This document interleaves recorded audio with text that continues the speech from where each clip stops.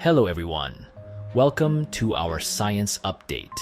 Today, we are diving into the fascinating world of gut microbes and how they can control our cravings in surprising ways.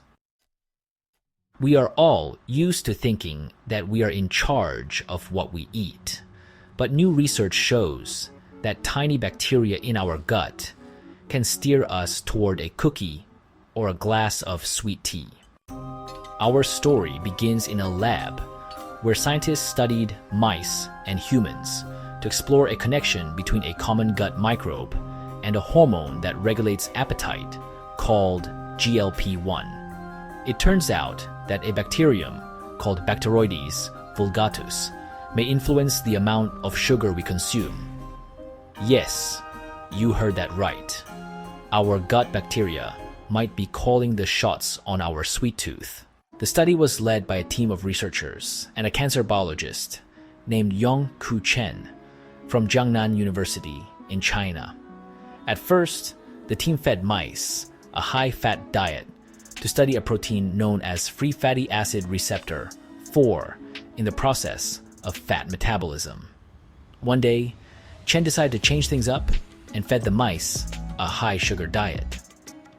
The results were surprising, as the mice with lower levels of free fatty acid receptor 4 showed a greater preference for sugar.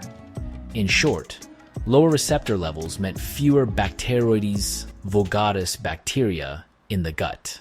The scientists then dug deeper and discovered that Bacteroides vulgatus produces a substance known as pantothenate, which you may know as vitamin B5.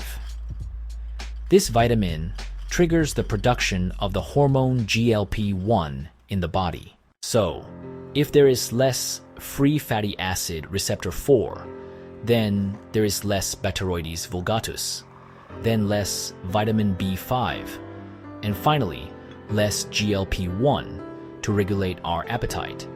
The hormone GLP-1 is a key player in controlling our hunger and keeping our sugar cravings in check. This finding is important because it shows a clear chain reaction that starts with a protein in our body and ends with the bacteria in our gut, managing our sugar intake.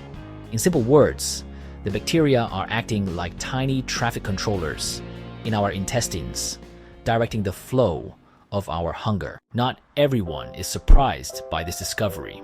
A physiologist from the University of Rouen, Normandy, in France, named Sergei O. Fetisov, called this a major breakthrough because it could lead to new treatments for type 2 diabetes. Other experts, like Eliza Caffrey from Stanford University, are excited by the possibility of using vitamin B5 supplements or even drugs to increase free fatty acid receptor 4 levels. More research is needed, but the potential is very exciting. Before we sign off, here is a funny thought. Maybe next time you reach for that extra cookie, your gut bacteria are whispering in your ear, saying, "Go ahead, enjoy it."